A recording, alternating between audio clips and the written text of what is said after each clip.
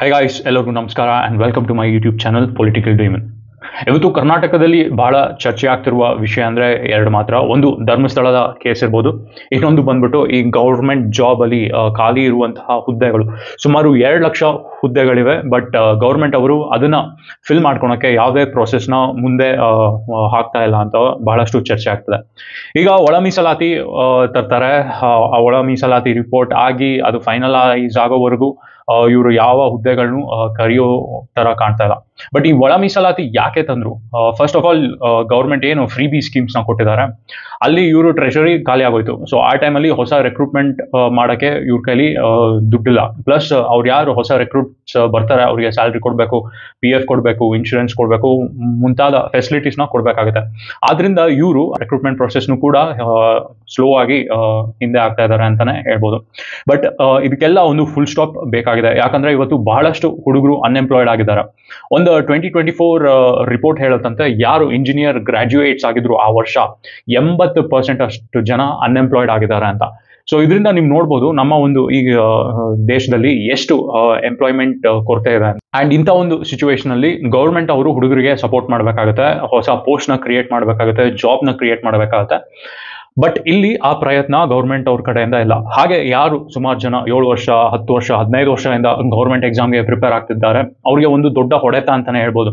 ಇವರು ಅವರ ಸ್ಟೂಡೆಂಟ್ ಜೀವನದ ಒಂದು ಕೊನೆಯ ದಿನಗಳಲ್ಲಿ ಇರ್ತಾರೆ. ಅವ್ರಿಗೆ ನೀವು ಈ ಪ್ರೊಸೆಸ್ನ ಇನ್ನೂ ಡಿಲೇ ಮಾಡಿದ್ರೆ ಅವ್ರು ಏನು ಓದಿರ್ತಾರೋ ಅದನ್ನು ಮರೆತು ಅದ್ರ ಮೇಲೆ ಇಂಟ್ರೆಸ್ಟ್ ಕಳ್ಕೊಂಡು ಅವ್ರವ್ರ ಜೀವನ ಏನೇನು ಸಿಗುತ್ತೋ ಅದಕ್ಕೆ ಸೆಟ್ಲ್ ಆಗುವಂತಹ ಚಾನ್ಸಸ್ ಕೂಡ ಇರುತ್ತೆ. ಇದರಿಂದ ಏನಾಗುತ್ತೆ, ಯಾರು ಎಫಿಷಿಯಂಟ್ ಅಧಿಕಾರಿಗಳಿರ್ತಾರೆ ನಮ್ಮ ಸಿಸ್ಟಮಲ್ಲಿ ಎಂಟ್ರಿ ಪಡೆಯೋಕ್ಕಾಗಲ್ಲ. ಆ್ಯಂಡ್ ಅವ್ರನ್ನ ಕಳ್ಕೊಂಡ್ರೆ ನಾವು ಆಬ್ವಿಯಸ್ಲಿ ಮುಂದಿನ ದಿನಗಳಲ್ಲಿ ಒಂದು ಅಡ್ಮಿನಿಸ್ಟ್ರೇಟಿವ್ ಎಫಿಷಿಯನ್ಸಿಯನ್ನು ಕೂಡ ಕಳ್ಕೋಬೇಕಾಗುತ್ತೆ. ಸೊ ಇದರಿಂದ ಗೌರ್ಮೆಂಟ್ ಅವರು ಇನ್ನೂ ಡಿಲೇ ಮಾಡದೆ ಬೇಗ ರೆಕ್ರೂಟ್ಮೆಂಟ್ ಮಾಡಬೇಕು ಅನ್ನುವುದೇ ನಮ್ಮ ಒಂದು ಕೋರಿಕೆ. ಏನೇ ಆಗಲಿ, ಆ ಒಳ ಮೀಸಲಾತಿ ಮಾಡ್ತಿರೋ ಬಿಡ್ತಿರೋ ಅದನ್ನ ದಯವಿಟ್ಟು ಈ ಕ್ಷಣಕ್ಕೆ ಸ್ವಲ್ಪ ಸೈಡ್ಗೆ ಎತ್ತಿಡಿ. ಆದಷ್ಟು ಬೇಗ ರೆಕ್ರೂಟ್ಮೆಂಟ್ ಮಾಡಿ. ನೀವು ಯಾವಾಗ ರಿಪೋರ್ಟ್ನ ಫುಲ್ಲು ನಿಮ್ಮ ಸರಿ ಇದೆ ಅಂತ ಗೊತ್ತಾಗುತ್ತೋ ಆವಾಗ ಇಂಪ್ಲಿಮೆಂಟ್ ಮಾಡಿ. ಸುಮ್ಮನೆ ಈಗ ರೆಕ್ರೂಟ್ಮೆಂಟ್ನ ನಿಲ್ಲಿಸ್ಬಿಟ್ಟು ಆ ಒಳ ಮೀಸಲಾತಿ ತಯಾರಿ ಮಾಡೋಕ್ಕೆ 1 ವರ್ಷ, 2 ವರ್ಷ, 3 ವರ್ಷ ಟೈಮ್ ತಗೊಂಡ್ರೆ ಬಹಳಷ್ಟು ಜನ ಏಜ್ ಬಾರ್ ಆಗೋಗ್ತಾರೆ ಆ್ಯಂಡ್ ಜೀವನದಲ್ಲಿ ಮೋಟಿವೇಶನ್ನ ಕಳ್ಕೊತಾರೆ. ಇನ್ನೊಂದು ರಿಕ್ವೆಸ್ಟ್ ಏನಂದ್ರೆ, ಗೌರ್ಮೆಂಟ್ ಅವ್ರಿಗೆ ಇವಾಗ ಏನು ಏಜ್ ಬಾರ್ ನೀವು ಜನರಲ್ ಮೆರಿಟ್ ಅವ್ರಿಗೆ ಕೆಲವೊಂದು ಕಡೆ 32, 35 ಇಟ್ಟಿರ್ತೀರಾ, ಜನರಲ್ ಮೆರಿಟ್ ಹುಡುಗರಿಗೆ ನೀವು 40 ವರ್ಷ ಮಾಡಬೇಕಾಗುತ್ತೆ. ಯಾಕಂದ್ರೆ ಕೋವಿಡ್ ಆದ್ಮೇಲೆ ನೀವು ಯಾವ ರೆಕ್ರೂಟ್ಮೆಂಟು ಕರೆಕ್ಟ್ ಆಗಿ ಮಾಡಿಲ್ಲ. ಸೊ ಇದನ್ನ ನಾವು ನ್ಯಾಯಯುತವಾಗಿ ಕೇಳ್ತಾ ಇದ್ದೀವಿ ನಿಮ್ಮ ಹತ್ರ. ಸೊ ಜನರಲ್ ಮೆರಿಟ್ ಹುಡುಗರಿಗೆ 40ಗೆ ನೀವು ತಂದಿಡ್ಲೇಬೇಕಾಗುತ್ತೆ. ಅದಾದ ನಂತರ ನೀವು ಡಿಸೈಡ್ ಮಾಡಿ ಹಿಂದುಳಿದ ವರ್ಗದ ಹುಡುಗರಿಗೆ ಎಷ್ಟು ಏಜ್ ಲಿಮಿಟ್ನ ಸೆಟ್ ಮಾಡ್ತೀರಾ ಅಂತ. ಇವತ್ತು employment is the biggest issue. ನೀವು ಅದಕ್ಕೆ ನ್ಯಾಯ ದೊರಕಿಸಿ ಕೊಡಲೇಬೇಕಾಗುತ್ತೆ.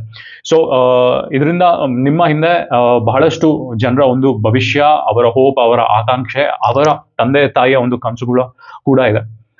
ನೀವು ಇವತ್ತು ಬಹಳಷ್ಟು ಸಿಸ್ಟಮ್ ಕೆರ ಹಿಡಿದೋಗಿದೆ ಅಂತಾನೆ ಹೇಳ್ಬೋದು. ಒಂದು ರೋಡ್ ಸಿಸ್ಟಮ್ ಸರಿ ಇಲ್ಲ, ವಾಟರ್ ಸಿಸ್ಟಮ್ ಸರಿ ಇಲ್ಲ, ಡ್ರೈನೇಜ್ ಸಿಸ್ಟಮ್ಗಳು ಸರಿ ಇಲ್ಲ.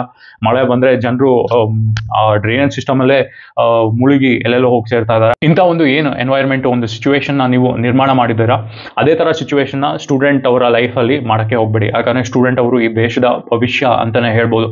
ಅವರಿಗೆ ನೀವು ಒಂದು ಕತ್ತಲೆಯ ದಾರಿಯನ್ನು ತೋರಿಸಿದ್ರೆ ಈ ದೇಶ ಕೂಡ ಅದೇ ದಾರಿಯಲ್ಲಿ ಹೋಗುತ್ತೆ ಅಂತ ಹೇಳ್ತಾ ನಾನು ಈ ವಿಡಿಯೋನ ಇಲ್ಲಿಗೆ ಮುಗಿಸ್ತಾ ಇದ್ದೀನಿ. ನಿಮಗೆ ಈ ವಿಡಿಯೋ ಇಷ್ಟವಾದಲ್ಲಿ ಶೇರ್ ಮಾಡಿ, ಲೈಕ್ ಮಾಡಿ ಆ್ಯಂಡ್ ಸಬ್ಸ್ಕ್ರೈಬ್ ಮಾಡಿ. Thank you. See you in my next vlog.